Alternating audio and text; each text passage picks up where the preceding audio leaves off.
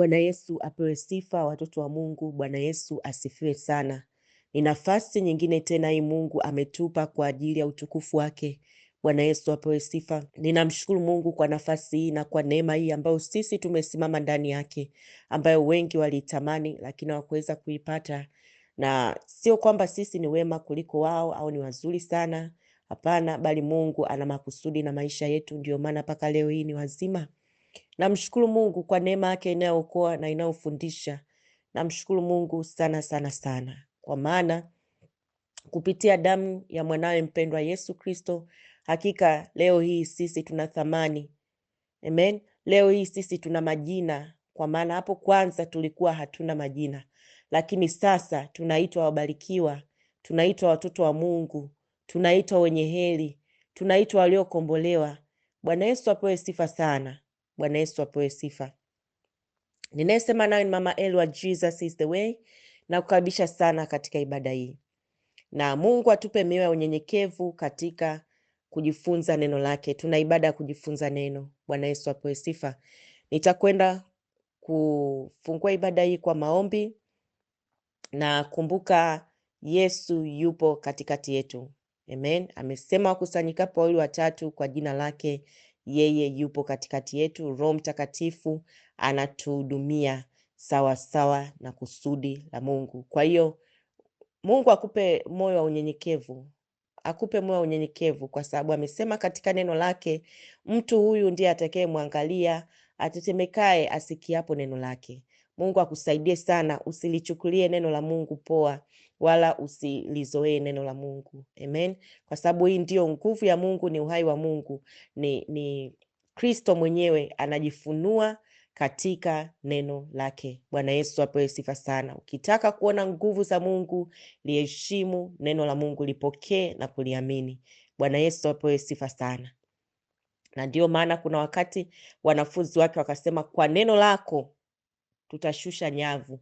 Tunajua kwamba hatukupata samaki siku nzima, tumekesha usiku wote, hatukupata samaki, lakini umekuja sasa hivi unasema tushushe nyavu.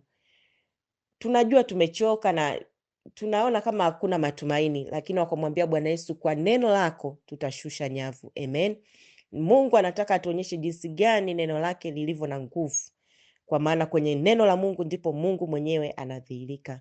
Ndio maana hatuishi kwa mkate tu. Amen. Mwenye haki hataishi kwa mkate tu, bali kwa kila neno linalotoka katika kinywa cha Mungu Baba aliye hai. Na kama ni hivyo basi kiwango cha maisha yetu sisi wanadamu ambao tumemwamini Yesu, wenye haki, tunahesabiwa haki kwa damu ya Yesu, kiwango cha maisha yetu kinategemea neno la Mungu. Amen. Bwana Yesu apewe sifa sana. Tuombe. Asante Bwana Yesu, kwa maana tumeuona utukufu wako na tunazidi kuona. Asante Baba kwa kutuchagua, kwa maana umesema msiogope nyinyi mlio kundi dogo, kwa maana Baba yenu wa mbinguni ameona vyema kuwachagua. Nami Mungu nakushukuru kwa nafasi hii tena ambao Baba umetusimamisha ndani yake. Asante Baba kwa ajili ya neema yako yenye kutufundisha na kutuokoa. Katika jina la Yesu Kristo Mwokozi aliye hai, tumekusanyika kwa jina la Yesu na kwa damu ya mwana kondoo wa Mungu. Tunakuja kwako Baba, tunahitaji kusikia kutoka kwako. Tunakusii utusamee mahali popote pale tulipokosa, kwa mawazo yetu, kwa maneno yetu, kwa matendo yetu, kwa kuto kutimiza mapenzi yako Baba.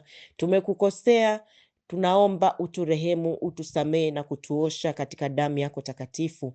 Bwana Yesu, umenisimamisha kama kuhani wako katika jina la Yesu, katika damu yako takatifu na neno lako, na kwa msaada wa Roho Mtakatifu na kwa nguvu za Roho wako Mtakatifu. Baba Mungu, ninaomba nikitumbukia ndani ya damu yako takatifu, ninaomba utakaso wa damu yako upate kunitakasa. Samee Bwana, samee eneo lolote lile ambalo Mungu unaliangalia katika maisha yangu alija kupendeza. Damu yako Yesu ipate kutakasa. Samee nyumba yangu, samee Bwana Yesu umoja huu, samee madhabahu hii Bwana Yesu ya Jesus is the way. Tutakase kwa damu yako takatifu. Nami nimesimama kama kuhani wa Bwana, ninaomba toba kwa ajili ya kanisa lako lote, watakatifu wako wote, wateule wako, watumishi wako katika kila kabila na lugha na jamaa na taifa, wazee kwa vijana, wanawake kwa wanaume. Bwana Yesu, nakusii, samee kanisa lako, viungo vyako, unamjua kila mmoja kwa majina. Msamee mama huyu, msamee baba huyu, msamee binti huyu, msamee kijana huyu, wasamee watoto wa Bwana, waoshe kwa damu yako, wasamee wazee hawa Baba, watakase kwa damu yako takatifu. Kumbuka neno lako Mungu linalosema ya kwamba tukiziungama dhambi zetu, wewe ni mwaminifu wa kutusamehe, tena unasamehe kwa ajili yako mwenyewe. Ninaomba damu yako Bwana Yesu ipate kulitakasa kanisa lako sasa kwa utukufu wako. Asante Baba kwa msamaha huu, nasi tunasogea mbele zako kwa Roho wako Mtakatifu. Tunaomba utufundishe neno lako, utufunue akili zetu tupate kuyaelewa maandiko Bwana. Asante Yesu, kwa maana unatenda maajabu katika maisha yetu. Utukufu na ukuu na enzi ni kwa Bwana Mungu wa majeshi aliyezifanya mbingu na nchi. Nami naichota damu ya Yesu ya agano jipya, ninamwaga na kunyunyiza kwenye mbingu ya kwanza, mbingu ya pili, mbingu ya tatu, kwa jina la Yesu Kristo Mwokozi aliye hai. Ninamwaga damu ya Yesu kwenye ardhi ya ulimwengu, na misingi yake yote ni damu ya Yesu. Ninamwaga damu yako takatifu kila mahali neno linapopita Bwana Yesu, linapita katika damu ya Yesu, na shetani hana mamlaka nalo, katika jina la Yesu Kristo Mwokozi aliye hai. Ninamwaga damu ya Yesu kwenye maeneo yote waliopo watoto wako Bwana, katika jina la Yesu, kwenye kila kabila na lugha na jamaa na taifa. Mungu, naomba hii damu yako ikafuatilie kizazi chako Bwana, watoto wako, wateule wako Baba. Asante Yesu, neno lako Mungu lindenye kutuokoa, likaokoe nafsi zetu na kututoa katika maangamizo yetu yote. Neno lako Bwana lilotaa likatuongoze, tusije tukaingia gizani, katika jina la Yesu. Baba, nakusihi utazame kama kuna njia yote iletao majuto katika maisha yetu, ukatuepushie na kutuongoza katika njia yako ya haki kwa ajili ya utukufu wako. Nami nanyunyiza damu ya Yesu, damu ya Yesu katika Biblia zetu na fikra zetu na mawazo yetu, na ninaamuru kila fikra sasa zimtii Kristo, katika jina la Yesu Kristo Mwokozi. Ninaangusha mawazo na kila elimu inayojinua juu ya elimu ya Mungu, ninaziteketeza zote kwa damu ya mwana kondoo wa Mungu, katika jina la Yesu Kristo Mwokozi. Ninaufunga ufalme wote wa giza, mamlaka za giza, wakuu wa giza, ili wafalme wanga, majeshi ya mapepo abaya, mapepo wachafu katika ulimwengu wa kiroho, ninawateka baharini, nchi kavu, kwenye ardhi, kwenye anga. Na wewe Lucifer, shetani na mawakala wako wote ibilisi, ninawafunga kwa damu ya Yesu, katika jina la Yesu Mwokozi. Ninawaseta kuzimu, katika jina la Yesu Mwokozi aliye hai. Baba, nasema asante, kwa maana umetenda. Hakuna Mungu kama wewe, katika jina la Yesu, amen. Bwana Yesu apewe sifa sana.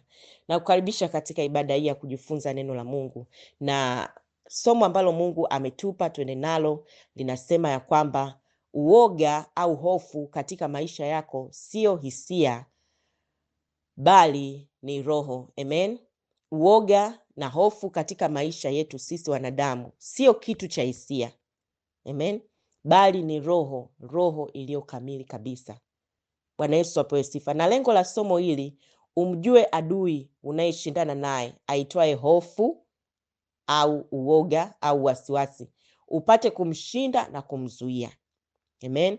Nafikiri kwa jinsi moja au nyingine kila mtu amepitia kipindi hiki.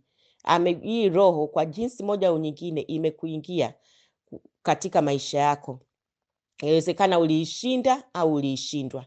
Kwa hiyo neno hili litakupa ufahamu, kwa sababu imeandikwa tutaifahamu kweli na kweli itatuweka huru, na neno la Mungu ndio kweli yote. Na ashukuriwe Mungu aliyejifanya neno akaja kwetu ili tupate kuona utukufu wake. Bwana Yesu apewe sifa sana. Nitaanza na kipengele cha kwanza, ya kwamba tambua uoga ni roho na sio hisia. Amen. Ingawa wengi tunasema nahisi uoga, hapana, uoga ni roho. Na tutakwenda kusoma maandiko katika Timotheo wa pili mlango wa kwanza mstari wa 7. Timotheo wa pili mlango wa kwanza mstari wa 7.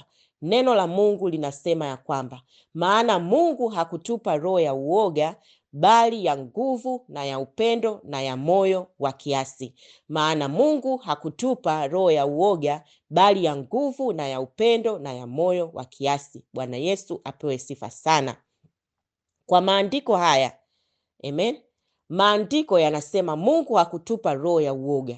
Hayasemi ya kwamba Mungu hakutupa kuhisi uoga. Basi kwa neno hili tunakubaliana wote ya kwamba uoga na hofu au hofu ni roho. Amen. Mungu hakutupa roho ya uoga. Hii ni kipengele cha kwanza kabisa. Ujua kwamba unapopambana na uoga au hofu ni roho imekuingia. Bwana Yesu apewe sifa sana. Kwa hiyo sio kusudi la Mungu tuwe na hofu. Amen. Kwa sababu neno la Mungu linasema huyu Mungu huyu katika Kristo Yesu hakutupa roho ya uoga. Kwa hiyo hii roho ya uoga haitoki kwa Mungu, inatoka kwa Shetani. Na sio kusudi la Mungu tuwe na hofu au tuwe na uoga ndani yetu. Maandiko yanasema alichotupa Mungu ni roho ya nguvu, roho ya upendo na roho ya moyo kiasi. Amen. Bwana Yesu apewe sifa sana. Nilipitia kipindi cha kuwaogopa wanadamu. Nilipitia kipindi cha kuyaogopa mazingira. Lakini ashukuriwe Mungu anayelituma neno lake ili kupata kutuokoa. Na nina imani kabisa ule uponyaji mimi nilioupata katika neno la Mungu ndio ambao uponyaji ule ambao leo Mungu anauachia katika maisha yako na zaidi na zaidi. Bwana Yesu apewe sifa sana. Kwa hiyo ni kipengele cha kwanza. Uoga ni roho, sio hisia. Bwana Yesu apewe sifa. Kipengele cha pili, tambua kwamba uoga au hofu unakuja na shimo na ukiwa na uharibifu. Unapoingia kwenye maisha yako uoga huyu adui anayeitwa hofu na uoga au wasiwasi, akiingia kwenye maisha yako anakuja na shimo ukiwa na uharibifu. Na hii tutaiona katika Maombolezo 3 mstari wa 47. Maombolezo 3 mstari wa 47. Maombolezo 3 mstari wa 47, neno la Mungu linasema, hofu imetujilia na shimo ukiwa na uharibifu. Bwana Yesu apewe sifa sana. Hofu imetujilia na shimo ukiwa na uharibifu. Kwa hiyo, kwa neno hili, hofu ikija haiji peke yake, ndugu yangu. Hofu ikija haiji peke yake, inakuja na shimo, inakuja na ukiwa, inakuja na uharibifu katika maisha yako. Kwa hiyo hofu ni mlango unaofungulia shimo ambalo Shetani atatumbukiza anachotaka ili kuyatesa maisha yako wewe. Amen. Pia hofu ni mlango unaofungulia ukiwa na uharibifu. Jaribu kutafakari siku ambazo una hofu na uoga. Kuna ukiwa na uharibifu na kuna vitu humo ndani lazima vitaingia. Mfano, watu wanaofikia hatua ya kujiua. Amen. Watu wanaofikia hatua ya kujiua, wafikirie sana watu kama hao. Watu wanaofikia hatua ya kujiua, uwe na uhakika ilianza roho ya hofu. Hofu ambayo ndio ikafungulia huo ukiwa na uharibifu mpaka hata kwa familia zao zikaachwa na huu ukiwa na uharibifu. Bwana Yesu apewe sifa sana. Ninawajua watu ambao walienda kupima, walipojikuta kwamba wana virusi vya ukimwi, wakaamua kuchukua uamuzi wa kujiua. Kwa nini walichukua uamuzi wa kujiua? Ile ni hofu iliwaingia. Either alikuwa na hofu ya kufa au mtu alikuwa na hofu ya kuwaogopa nini? Wanadamu. Kwamba watasema nini? Nitaonekanaje mimi? Yaani hivyo, hofu. Kwa hiyo kumbuka ile hofu ilivyoingia, haikuingia peke yake. Iliingia ikafungua shimo ambao Shetani aliingia akaingiza umauti. Amen. Alivyoingiza umauti, akaingiza uharibifu. Kumbuka kile kitendo cha ule mtu kujiua kimeharibu familia, kimesambaratisha familia, kimeacha watoto yatima, yani hivyo. Kwa hiyo hofu haiji peke yake. Hofu ni adui mbaya sana na uoga ni adui mbaya sana. Bwana Yesu apewe sifa sana. Na ndio maana hata saa nyingine Shetani anaingiza roho ya hofu na uoga ndani ya mtu. Mfano, unasikia hofu na uoga wa kumtii Mungu mbele za watu. Yaani unaogopa wanadamu kuliko kumwogopa Mungu. Hadi saa nyingine unaikana imani kabisa. Yaani matendo yako unapokuwa na hao watu, kama hujawahi kusikia kwamba Yesu anaokoa, kama hujawahi kulisikia neno la Mungu kabisa katika maisha yako, na hii ni hatari sana. Kumbuka hilo ni shimo. Shetani ataanza kudumbukiza vitu humo, uharibifu unakwenda kukupata na ukiwa usioweza kupimika. Mtu ana hofu hata kusema una Yesu, una hofu, unamwogopa mwanadamu. Mwanadamu hana mbingu. Bwana Yesu apewe sifa sana. Kwa hiyo tayari unakuta umefungulia shimo, na jichunguze sana. Ukiendelea hivyo utaona hata ule ujasiri wa kumpinga shetani tena hauna, kwa sababu neno la Mungu linasema tukimkaribia Mungu ndipo tumpinge nani? Tumpinge shetani, naye atatukimbia. Taratibu unaona tena hata ule ujasiri uliokuwa nao mwanzo wa kumpinga shetani hauna. Tambua leo, hofu na uoga ni mlango wa maangamizo makubwa. Ukiona hofu inakuja, ujue kuna kitu kinataka kuharibika katika maisha yako. Amen. Wateule muwe macho. Bwana Yesu apewe sifa sana. Uchangamke. Ukishaona hivyo, changamka. Bwana Yesu apewe sifa sana. Kuna mtu mwingine anaachwa. Amen. Mtu anaachwa na mtu yote, inawezekana mahusiano au vyovyote vile. Anaingiwa na hofu ya kwamba hawezi kuishi bila yule mtu, yaani kila kitu katika maisha yake. Na ile hali inapoingia tu, jichunguze sana, wewe ulipitia hali hii, utakuta vitu vyote vinasimama au vitu vyote vinakufa. Hata wale ambao wanategemea faraja yako hawaipati tena. Bwana Yesu apewe sifa sana. Tayari ule mlango umefunguka, shimo limefunguliwa, shimo limeingia hapo, shetani naye anadumbukiza vya kwake, na ukiwa na uharibifu umeingia kwenye maisha yako. Bwana Yesu apewe sifa sana. Kumbuka tulipotoka, hofu ni roho, sio hisia. Amen. Amen. Kipengele cha 3, lazima utambue unachoogopa ndicho kitakachokujia. Bwana Yesu apewe sifa sana. Tumeona mfano wa yule mtu ambaye amekwenda kupima akajikuta na virusi vya ukimwi akajiua. Alichokuwa anaogopa kimemjia. Yamkini alikuwa anaogopa mauti na ndio iliyomjia. Kwa hiyo utambue unachoogopa ndicho kitakachokujia, na nitakuonyesha kimaandiko. Kwa nini? Kwa sababu hofu huwa inamfanya mwanadamu asahau kabisa kabisa kama kuna Mungu, apoteze tumaini kwa Mungu. Na shetani yuko hapo pembeni, na shetani anatumia hii nafasi kukutumbukizia kile unachoogopa, anakitumbukiza ili uendelee kuona hivyo hivyo kwamba Mungu hayupo, Mungu hakupendi, Mungu hakusaidii, Mungu hawezi kutatua hilo tatizo, yaani hivyo. Bwana Yesu apewe sifa sana. Anayefikia hatua ya kujiua, ina maana anasahau kabisa, yaani amesahau kabisa kabisa kama Mungu anaweza. Amepoteza matumaini kabisa. Bwana Yesu apewe sifa sana. Bwana Yesu apewe sifa sana. Mfano, tuna kipengele cha 3 ambacho kinasema unachoogopa ndicho kitakachokujia. Labda nitakupa mfano. Mfano ambao ni mfano halisi tu, unatokea katika maisha yetu. Mfano, mtu unakuta alisugua goti kwa maombi na akafunga na kumuomba Mungu akupe kazi. Amen. Leo hii umeshikwa na roho ya hofu kwamba utaipoteza hiyo kazi. Umeshikwa na roho ya hofu kwamba bosi wako ndio anaweza yani utafukuzwa kazi na viongozi wa juu. Yaani hofu na uoga vimekuingia, vimekushika, unakufanya hata ukasahau kwamba ni Mungu, ulimuomba Mungu hiyo kazi na ndiye aliyekupa hiyo kazi. Umesahau. Je, umesahau kwamba ni Mungu alikuweka hapo? Kwa nini usiendelee kumtumaini? Kwa nini unairuhusu hofu iingie ndani mwako? Kumbuka unachokiogopa ndicho ambacho kitakujia. Mwingine unashikwa hofu kupoteza biashara ambayo ulimuomba Mungu, ukafunga usiku na mchana, au walikuombea wapendwa upate hiyo biashara na Mungu akakupa hiyo biashara. Na Mungu leo anakuuliza, je, tumaini lako limepotelea wapi? Mbona unaingiza hofu ndani yako? Kwa nini unaingiza hofu na mashaka? Je, yeye si Mungu yule jana na leo na hata milele? Usimfungulie shetani mlango. Bwana Yesu apewe sifa sana. Mtu mwenye hofu umefikia hatua ya kwamba unasahau kabisa wema wa Bwana maishani mwako. Bwana Yesu apewe sifa sana. Mithali 10 mstari wa 24. Mithali 10 mstari wa 24. Mithali 10 mstari wa 24. Haleluya. Nalipenda sana neno la Mungu. Neno la Mungu li hai. Neno la Mungu.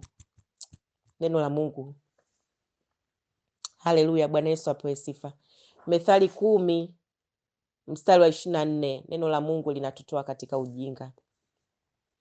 Neno la Mungu linasema kwamba katika Mithali 10 mstari wa 24, Aogopacho mtu asiye haki ndicho kitakachomjilia.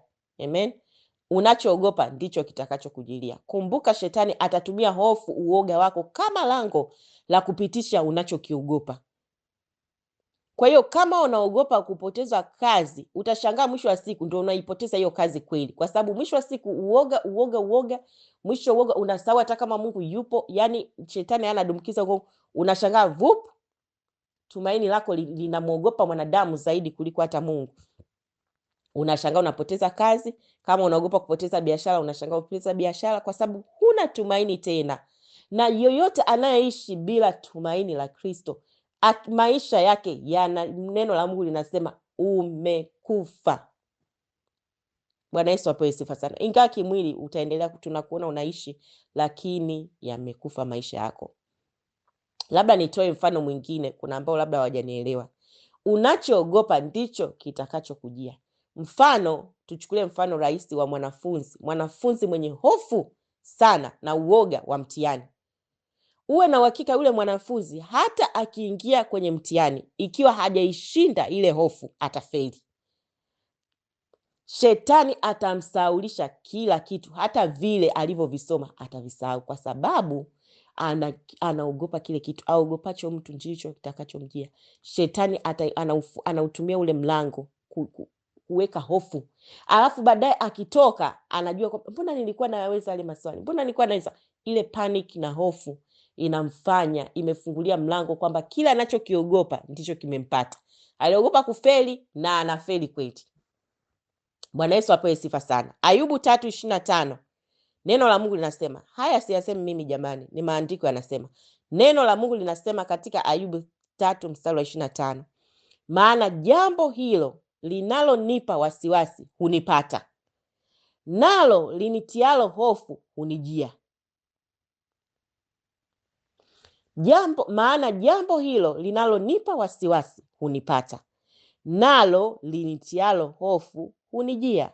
Ndivyo neno la Mungu linavyosema. Kwa hiyo usishangae kwa hofu na uoga wako ukapoteza kazi kweli, au biashara ikafa kweli. Ayubu alikuwa na hofu na wasiwasi na uoga wa kupoteza mali zake, na hii ikatumika kama mlango wa kupitisha jaribu la kupoteza mali zake, na zikapotea kweli. Kilichomwokoa Ayubu, aligundua kosa lake, akaweka tumaini lake kwa Mungu. Bwana Yesu apewe sifa sana.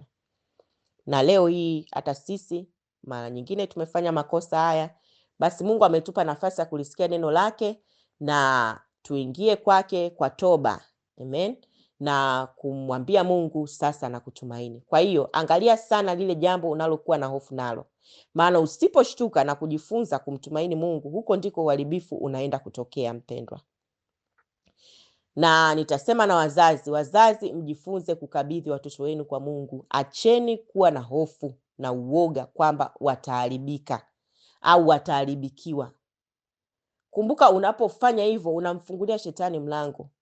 Kumbuka tulipotoka, hofu ni mlango unaopitisha uharibifu na ukiwa. Ndio unashangaa yale mambo uliokuwa unaogopa yanatokea kweli.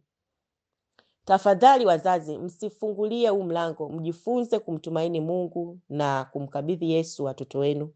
Bwana Yesu apewe sifa sana. Na kipengele cha 4 ambacho tutakwenda kukizungumzia ni jinsi ya kushinda hofu. Bwana Yesu apewe sifa sana. Labda kabla sijaenda kwenye kipengele hichi, niseme ya kwamba tafsiri yangu binafsi ya neno hofu au uoga au wasiwasi ni kutokuwa na tumaini tena na Mungu. Bwana Yesu apewe sifa sana. Bwana Yesu apewe sifa. Unisikie, huwezi kuishinda hofu kwa kukimbilia kwa wanadamu.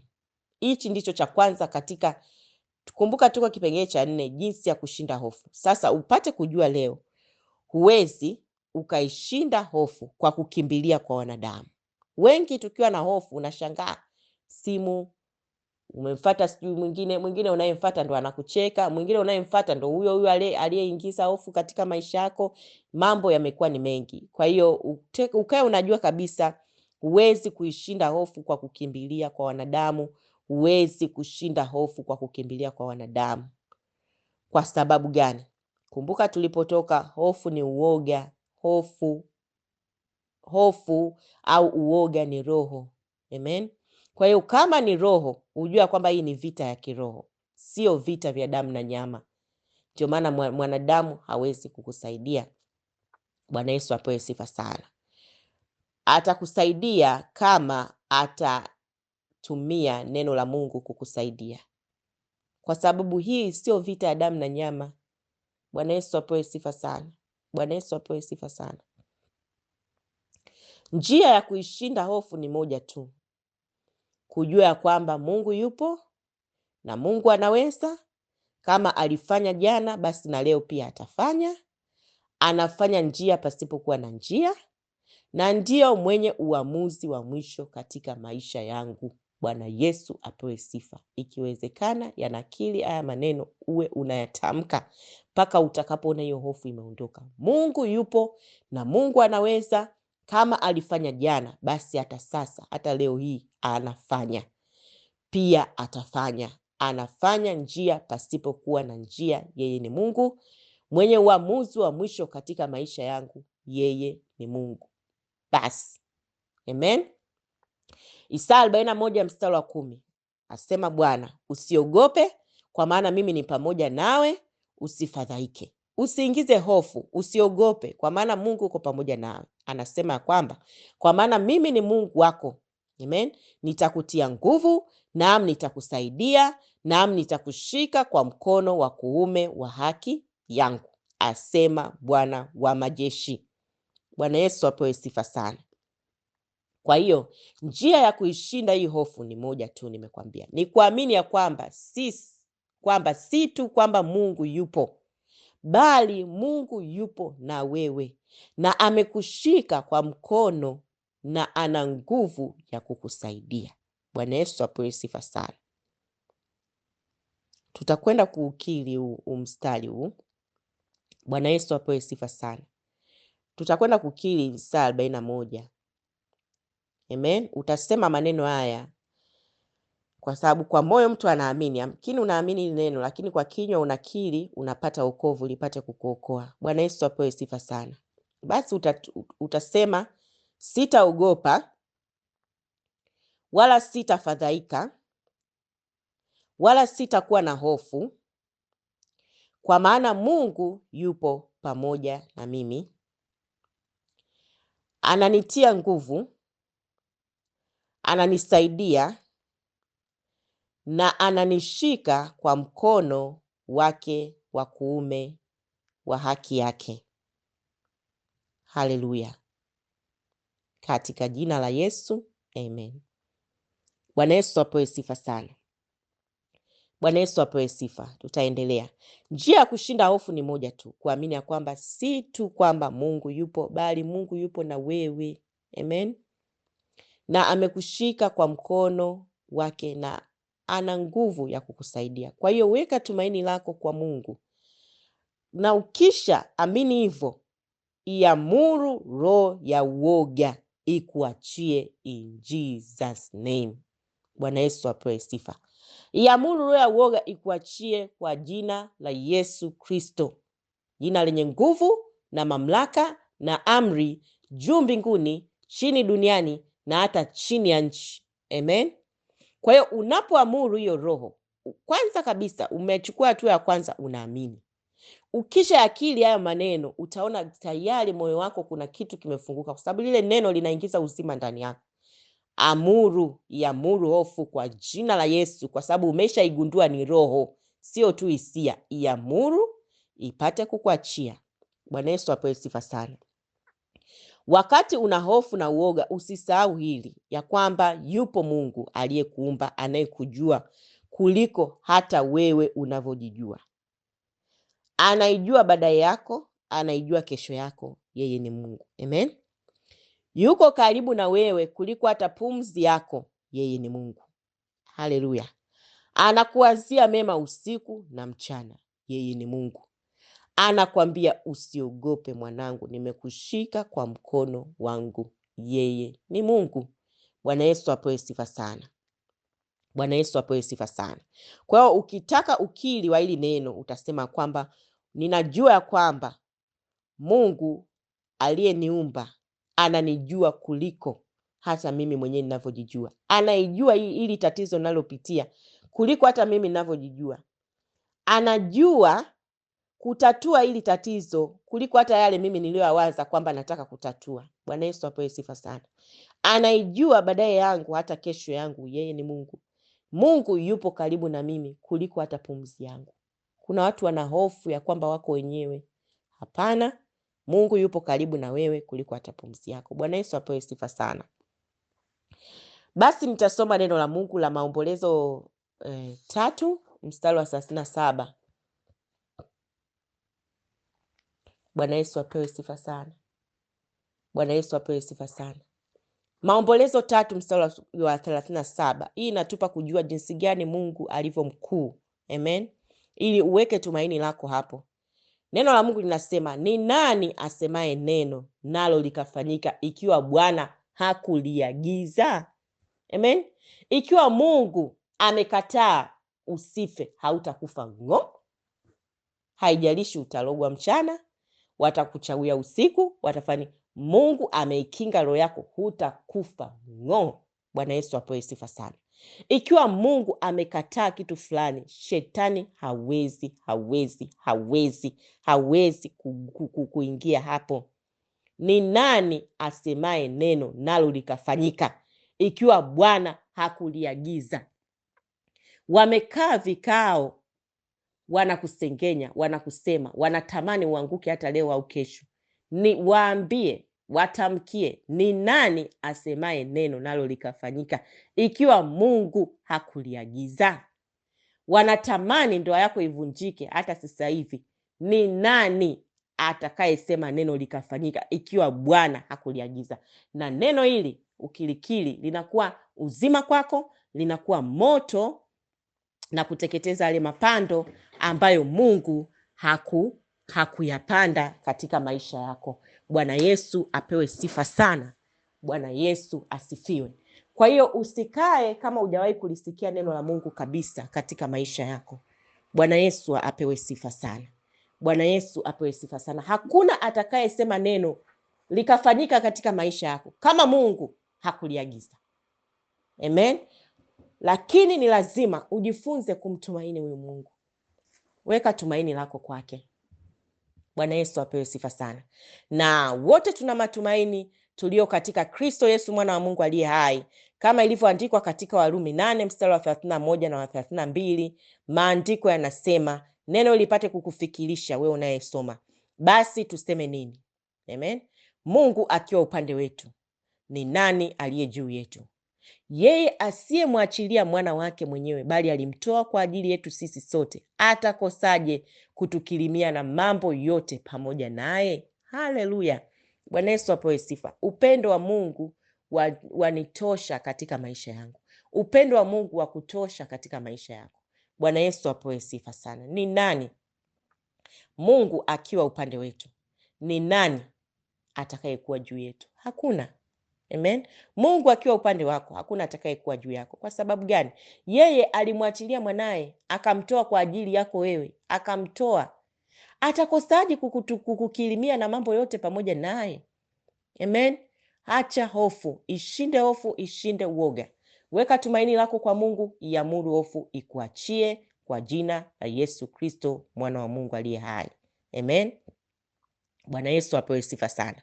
Na hili ndilo neno ambalo Mungu ametupa saa na wakati kama huu, na namshukuru Mungu kwa neno hili, kwa maana ninajua linakwenda kumzalia matunda kwa utukufu wake. Bwana Yesu apewe sifa. Tutaingia kwenye maombi.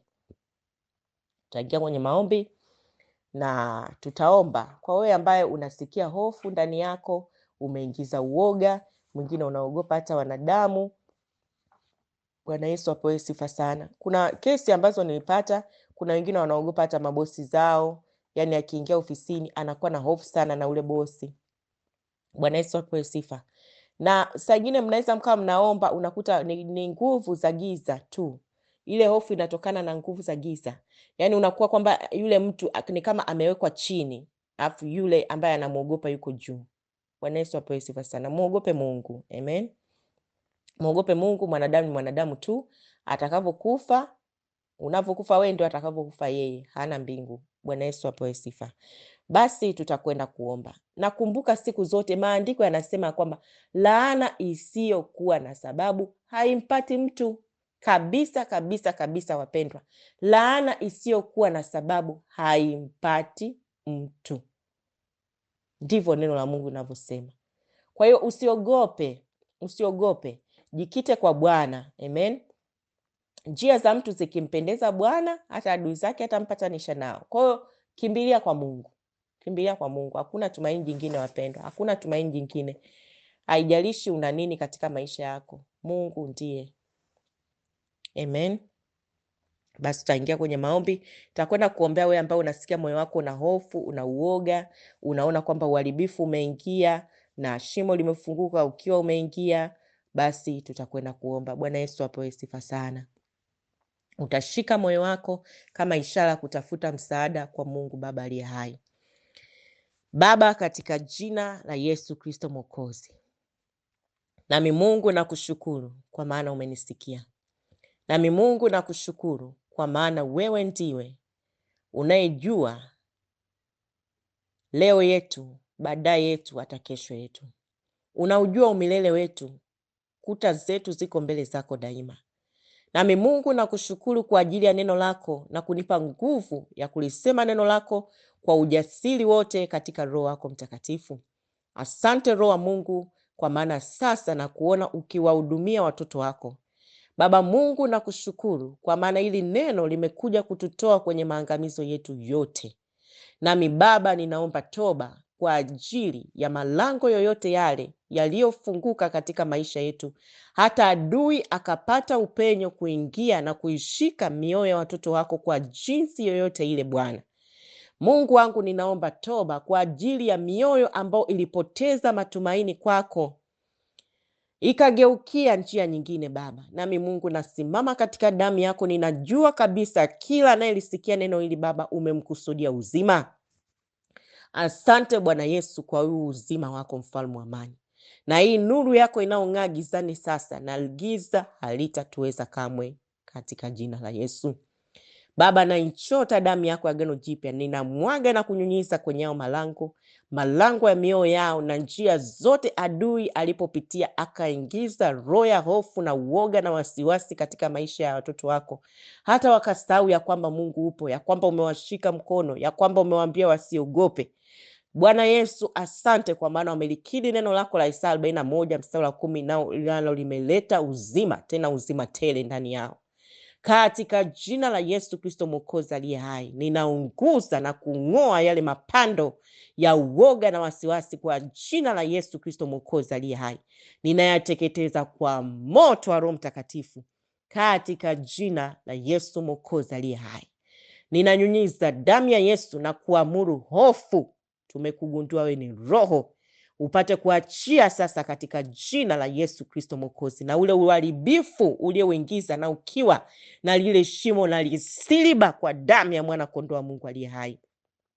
Na uharibifu wote na ukiwa ninauteketeza na kufuta kwa damu ya Yesu Kristo Mwokozi aliye hai.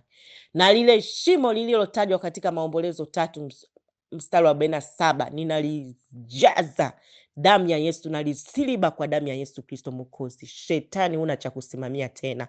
Ninafuta alama zako zote kwa damu ya Yesu Kristo Mwokozi katika jina la Yesu. Bwana Yesu, asante kwa maana damu yako inatenda. Nguvu zako zinatenda. Roho Mtakatifu, najenga uzima ndani ya watoto wako kwa jina la Yesu. Najenga moyo mpya kwa jina la Yesu. Moyo mpya, moyo ulio safi katika jina la Yesu Kristo Mwokozi.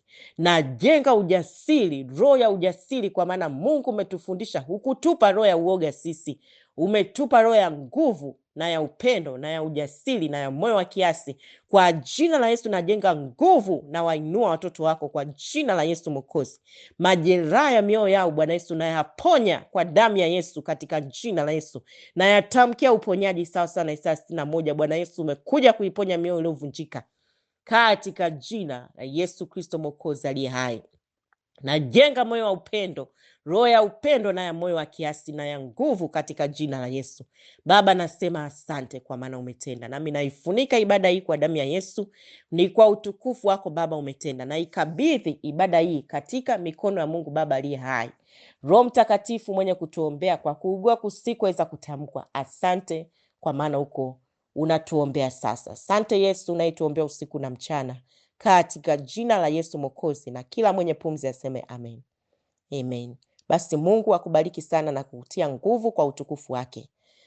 Na Mungu akikupa kibali, karibu tujifunze neno la Mungu kupitia namba hizi: +255 718293144 na +255 769145925. Mungu akubariki sana katika jina la Yesu. Amen.